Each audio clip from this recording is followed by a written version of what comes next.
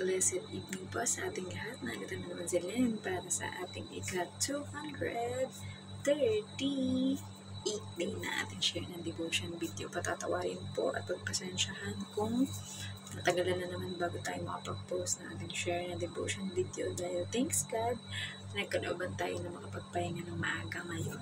Webes ngayon, kaso ewan ko kung kailan ma-upload ng video na to kasi minsan mahina yung signal. Kaya hindi agad-agad na-upload on the exact day na ini-upload siya. But anyway, ayan, thanks God, dahil po tayo po ay dadako na naman muli sa ating pagbubulay-bulay ng salita ng Diyos at kakatapos lang po ng ating Easter Sunday or ang muling pagkabuhay ng ating Panginoong Yesus na lagi nating tandaan na Christ resurrected to prove na ang pangako ng ating Panginoong Diyos ay totoo, that kung ano yung mission na ating Panginoong Jesus dito sa mundo ay natupad niya. So, tayo din bilang mga magulang ay may mga mission tayo sa ating mga anak at ang ating anak din naman ay may mission sa buhay dito sa mundo. At lahat tayo, we know that we have a mission. So, sabi nga tayo ay mga co-commission ng ating Panginoong Jesus that go therefore and make disciples of all nations. So,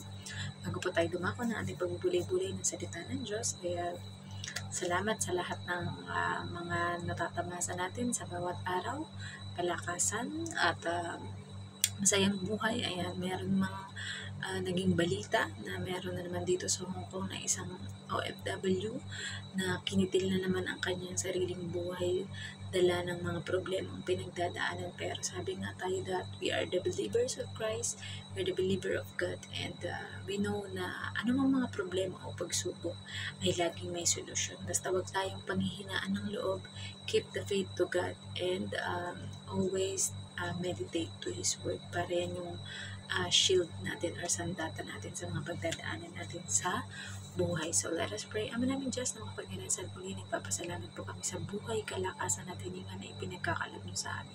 Salamat sa bawat araw na gagawa namin, Panginoon, ng aming mga trabaho. Salamat sa aming mga Panginoon, nagiging way of providing, Panginoon, para sa aming pamilya sa Pilipinas, Panginoon. At gayon din, Panginoon, sa provision, promotion, blessings, Panginoon, good health, Panginoon, para sa aming mga mahal sa buhay at sa amin din po, Panginoon. Salamat dahil meron kaming trabaho, meron kaming ginagawa, Panginoon, to improve our lives, Panginoon. At dalangin po, Panginoon, ang mga pagpapala, ibuhos nyo rin po na lumigit sa aking mga amo, Panginoon, nang sa gayon, Panginoon, ay patuloy ang pagiging maayos at harmonious ng aming samahan, Panginoon. Tunay nga na pag kayo ang nagkaroon ng divine appointment para sa bawat isa sa aming Panginoon, it will be all worth it, Panginoon, para sa inyong kalwalatian, Panginoon. At sa ngayon, dadako na naman po kami muli sa pagbubulay-bulay ng inyong mga salita, Panginoon. Nakaligayahan namin, Panginoon, na ito ay mapakinggan. Ito ay maipangaral at maipahatid sa iba, Panginoon. Dalangin namin na hindi ang glory namin at knowledge and wisdom, Panginoon, ang makita ng mga tao, Panginoon, bagkus, Panginoon, ay kayo ang ma-lift up sa gagawin namin ito, Panginoon. We pray, Lord God, para sa lahat ng mga makakapakinig na hindi lamang nila ito mapapakinggan, mapapanood o mababasa, Panginoon, bagkus, Panginoon, ay magiging daan ito para sa kanilang pagbabago. Tunay nga, Panginoon, na wala kami kakayahan na mag-transform ng isang tao, Panginoon. Ngunit kayo, kapag in-strike ninyo, Panginoon, at talagang pinukaw ninyo ang damdamin ng mga makikinig na inyong mabuting balita, Panginoon, ay sigurado, Panginoon, na magkakaroon ng pagbabago sa kanila, Panginoon. At patuloy kami at habang buhay na nagpapasalamat sa Panginoong Yesus dahil sa kanyang pag-aalay ng kanyang buhay once and for all, Panginoon, para sa bawat isa sa amin. Hindi inuulit, hindi maraming beses ginawa, Panginoon, ngunit isang beses lamang na mapako, Panginoon, at tubusin ang kasalanan namin lahat mula sa past, future, and present, Panginoon. At gayon din po, Panginoon, salamat sa iniwang helper, which is ang banal na Spirit or Holy Spirit, Panginoon, na siyang gumagabay sa amin sa bawat mga desisyon, gagawin namin, iniisip at sasabihin, Panginoon. Kayo po ang mataas at mapapurihan, Panginoon. This we pray in the name of our Lord Jesus Christ. Amen. Ayan. So, narito na po tayo sa Lucas 22:45. Ayan. So, pagkatapos manalangin, Siya'y tumayo at lumapit sa kanyang mga alagad. Naratnan niyang natutulog ang mga ito dahil sa labis na kalungkutan. Message, maaaring nanalangin noong una at napagod ang mga mata ng mga alagad ni Jesus dahil nang madatnan niya ito matapos niyang manalangin ay natutulog ang mga ito. Application. Madalas nating nararanasan na sa sobrang tindi ng pananalangin natin na sobrang lumuluha o umiiyak tayo ay nakakatulog tayo ng mahimbing. Maring ganyan din ang nangyari sa mga alagad ng Panginoong Hesus na kasama niya dito. Sa piling at presensya kasi ng Diyos, nais niya na makapahinga tayo, di lang sa pisikal kundi sa maraming aspeto. At dahil sinabi rito na labis ang kalungkutan ng mga alagad, dahil pakiramdam nila ay iyon na ang matagal nang sinasabi ng Panginoon na iiwan na sila nito. Dahil kahit sa totoong buhay, kapag alam mo na magkakalayo kayo, may malubhang sakit o may taning na, ang buhay ay malulungkot ka talaga o baka ipanalangin mo pang madugtungan pa ang oras o araw. Dahil nga mahal mo ang taong iyon at hanggat maaari ay nais mong makasama ito habang kayo ay nabubuhay. So, purihin ang pagkabasa ng mabuting balita ng ating Panginoon, diba? So, yun na nga. Ito na yung agony ng ating Panginoong Hesus Kristo or ng ating Panginoong Jesus Christ sa Mount Gethsemane. Ayan, sa kung saan ay doon siya nanalangin, or the Garden of Gethsemane pala. Kung saan siya ay nanalangin ng sobrang tindi dahil diba yung kakaharapin niya na malalayo siya sa pinakamamahal niyang Diyos Ama dahil itatalikod nito ang kanyang mukha sa kanya dahil papasanin niya na ang kasalanan ng buong mundo, diba? Gayun din, ayan, ang kanyang mga alagad naman ang kanyang nadatnan matapos niyang manalangin ng sobrang taimtim na mga ito naman ay natutulog. Pero sinabi naman dito sa huling part na dahil sa labis na kalungkutan. Diba? So, ang ginawa nga nating example dito, sabi nga nila ang crying, ayan, kapag sobrang problemado ka na o nananalangin ka na sobrang taimtim sa ating Panginoon and you feel the Holy Spirit is filling you up, diba? Talagang hindi mo mapipigilan na tumulo o umagos ang iyong lupa. So, kagaya din ng Sunday when we pray sa ating pagsisimula, ayan, or ang intercession or intercessory prayer, ayan, talagang sobrang lumuha at talagang magang-maga, tumutulo ang sipon dahil sa ating pananalangin. Hindi lamang para sa Pilipinas or para sa ating pamilya, kundi sa buong mundo. Ayan, at syempre, ginunitan natin ang Resurrection Sunday, kung saan sinasabi natin na He is risen, our Lord Jesus Christ is risen, at siya ay nakaupo na sa kanang trono ng ating Panginoon. Kumbaga, sa moment na yun na kailangang italikod sa Kanya ang mukha ng ating Diyos Ama, kahit mahal na mahal niya ng sobra ang Kanyang anak, pero para tubusin at ma-fulfill yung promise ng ating Panginoon na kailangang may isa na talagang walang bahid tumis, walang kapintasan, at talagang nagmula sa Panginoong Diyos ang mag-alay ng Kanyang buhay na worthy is the Lamb para sa ating mga kasalanan, diba? So, yun na nga. Sabi nga nila, ang crying makes cleaning your eyes, diba? Di mo ba napapansin na ako, madalas kasi ganyan ako kapag nananalangin na talagang sobrang lumuluha ako, umiiyak ako. Kaya ang nangyayari sa akin ay nakakatulog ako ng mahimbing pagkatapos. Dahil sabi nga, ang crying, kumbaga yung lahat ng mga alikabok or mga germs sa mata mo is nalilinis sa pamamagitan ng tears or luha, diba? So, ganun din ang mga alagad na ating Panginoong Hesus. Inisip na lang natin na sigurado dahil sa kalungkutan nila na ay parang ito na, parang this is the moment na iwan na tayo ng ating Panginoong Diyos.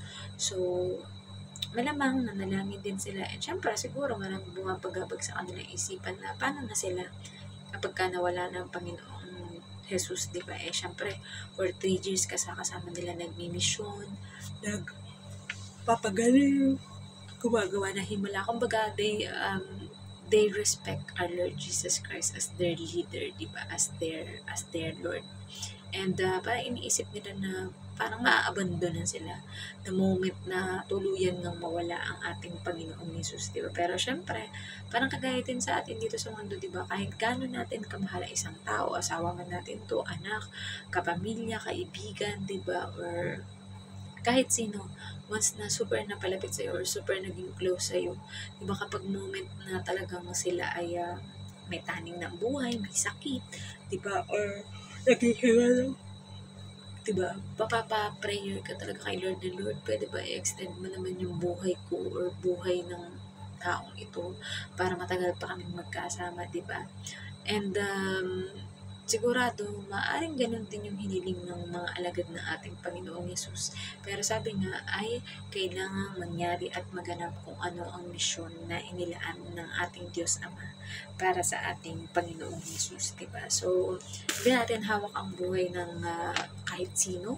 Yan, meron sa isang iglap, pwedeng malakas ka ngayon, pero kinabukasan ay mawawala ka, diba? Sabi nga dun sa kanta, I am a flower quickly fading, it's a day and gone tomorrow, away tossed in the ocean, a paper and the wind, still you hear me when I'm calling, you catch me when I'm holding, and you call me who I am.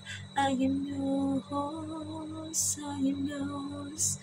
Dahil tayo ay sa Panginoon, di ba? So, i-align natin ang ating buhay, dedicate natin ang ating buhay to glorify the Lord at makita ng mga tao na ikaw ay kakaiba, tunay na naghahari at nakikita sa iyo yung Christ-likeness. Dahil nga, ang mga ginagawa, sinasabi, at ikinikilos mo ay sang-ayon sa kalooban ng ating Panginoon. Nawayan po yung ating maging great mission din. Hindi lamang yung pagiging go therefore and make disciple of all nations na turuan natin at mahubog ang bawat isa ng mga tao na malalapit sa atin or kahit yung mga bago pa lang natin kilala, to lead them to be close and to get near to God, diba? Bagkos ay magkaroon pa ng mas intimate na relationship sa ating Panginoon ang bawat tao. And ayun din, kumbaga yung pakikitungo din natin sa kanila ay nawa kung ano yung ating ipinipreach or ano yung ating ipinapahayag, ay yun din yung makikita nila sa atin. Hindi yung kasamaan, hindi yung paggawa ng hindi nakakabuti para sa iyo at sa kapwa mo, kundi laging makabubuti, mapagmahal, mapagpatawad, diba, mapagpasensya, and matulungin. Ayan. So, ang lahat ng mga fruit of the Holy Spirit nawa ay makita sa bawat isa sa atin. Nang sa gayon, people will say, may kakaiba sa'yo. People will say, iba to dahil ito ay believers of Christ, diba? So, nawa po may natutunan kayo sa ating share ng devotion video ngayon. At bago po tayo mag-close, ay tayo po ay magtipon-tipon para sa ating closing prayer. Ama namin Diyos na makapangyarihan sa tunay, pinupuri at pinasasalamatan po namin kayo, Panginoon. Tunay na walang ibang great example, Panginoon, ng great sacrifice maliban sa ginawa ng inyong bugtong na anak na si Jesus. Na kahit sino man sa amin na pinakadakila, pinakamagaling, pinakamakapangyarihan, pinakamapera, Panginoon, ay hindi namin kayang gawin kung ano ang ginawa ng inyong bugtong na anak na si Jesus, Panginoon, sapagkat siya lamang ang nanggaling sa inyo, Panginoon, that in the beginning was the Word, and the Word was God, and the Word was with God, Panginoon. Na pinili niya, Panginoon, na magsakripisyo, mahirapan, masaktan, Panginoon, dustahin at daitin, iwan, Panginoon, na kumbaga sa isang tao, Panginoon, ay parang pinagsakluban na ng langit, Panginoon, pero nandyan pa rin. Nandito kami, Panginoon, dahil sa tinapos na gawa niya at dahil sa napulpilled niya, Panginoon, in the cross of Golgotha and Calvary, Panginoon. At nawa, Panginoon, hindi ito mapasawalang bahala, Panginoon. May we live a life that is glorifying to you, Panginoon. May we live a life, Panginoon, that is honoring and pleasing to your name, Panginoon. And let our light shine, Panginoon, upang ang mga tao masisinagan, Panginoon, ng liwanag, Panginoon, na nagmumula sa inyo, Panginoon, ay magkaroon ng buhay, magkaroon ng pag-asa, Panginoon, na maramdaman nila ang inyong dakilang pag-ibig para sa amin, Panginoon, at gayon din, gawin din nila ang greatest commission, Panginoon, na mas marami pa ang mahikayat, mas marami pa ang makilala, Panginoon, at mawi-witness, Panginoon, ng bawat tao na ikaw ay naghahari sa buhay namin mga Kristiyano, Panginoon. Gayon din po, Panginoon, we pray, Lord God, para sa lahat ng mga dumadanas ng mga financial problem, Panginoon, ito man ay physically, emotionally, o spiritually, Panginoon, ng mga bagay, Panginoon, mga negosyo o trabaho, Panginoon. I pray, Lord God, that you are the God who provide, Panginoon, mga pangailangan ng pamilya, mga pagkain, Panginoon, mga susuotin, Panginoon, ang mga pagbabiyahe, Panginoon, sa iba't ibang mga panig ng mundo, Panginoon, gamit ang mga sasakyang panghimpapawid, panglupa at pangdagat, Panginoon. We know, Lord God, that your protection and provision, Panginoon, ay mararanasan ng bawat isa sa amin, Panginoon. Gayon din po, Panginoon, we pray, Lord God, para po sa lahat ng mga may sakit at karamdaman, Panginoon, that you are our healer, Panginoon, and no sickness and diseases, Panginoon, will prosper in our life, Panginoon. Bagkus, Panginoon, ay ang inyong kalwalatian, ang inyong glory, Panginoon, ang siyang maghahari sa amin. And people will say, Panginoon, that we are different, Panginoon, because you set us apart, Panginoon. Hindi kagaya sa mga people of this world, Panginoon, na pinipili, Panginoon, ang hindi mga magandang gawain, Panginoon, imbis na gawin ang inyong kalooban, Panginoon, para sa buhay ng bawat isa, Panginoon. But we know, Lord God, na darating ang panahon, Panginoon, that they will know you, Panginoon, habang hindi pa huli ang lahat, Panginoon, at may oras pa, Panginoon. We also pray, Lord God, para sa bansang Pilipinas, Panginoon, ngayon sa nalalapit na halalan, Panginoon, that there will be a peaceful election, Panginoon, there will be harmonious na result, Panginoon, and whoever, Panginoon, na maluklok ninyo, Panginoon, sa katungkulan, Panginoon, that means, Panginoon, na kayo ay may greater purpose, Panginoon, and hindi sila malalagay sa position, Panginoon, kung hindi dahil sa inyo, Panginoon, na siyang nagtakda ng lahat ng bagay para sa amin, Panginoon.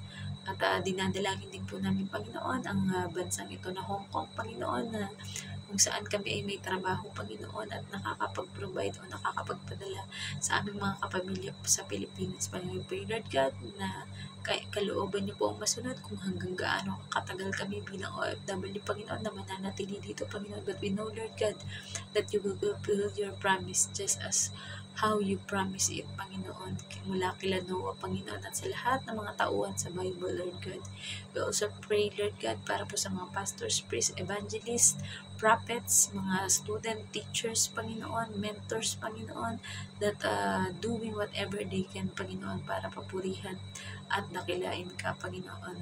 We also pray, Lord God, para po sa bansang Israel, Panginoon, yung chosen country, Panginoon, that there will be unity, Panginoon, love, peace sa bawat isa, Panginoon. I pray, Lord God, na ang bawat mga Israelita, Panginoon, ay tatanggap at kikilalanin na ikaw, Yeshua, Panginoon, ikaw, aming Jehovah, Elohim, Panginoon, Rapa, Panginoon, Jaire, Panginoon. We know, Lord God, na kayo lahat ito, iba-iba lamang na tawag, Panginoon. Ngunit ang inyong kayang magawa, Panginoon, ay hindi limited para sa amin, Panginoon.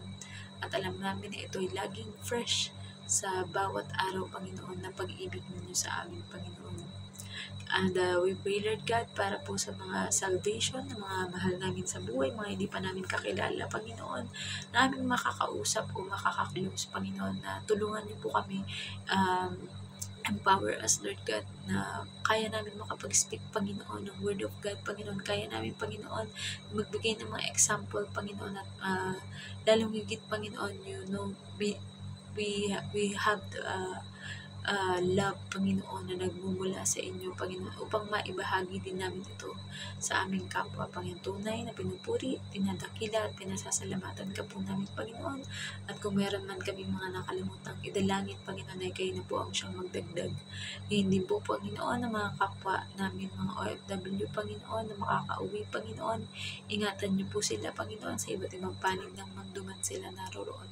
We pray and we know, Lord God, na you have a purpose, Panginoon, kung bakit kami po, Panginoon, ay nasa bawat mga lugar, Panginoon, na kung ano ang meron kami, Panginoon.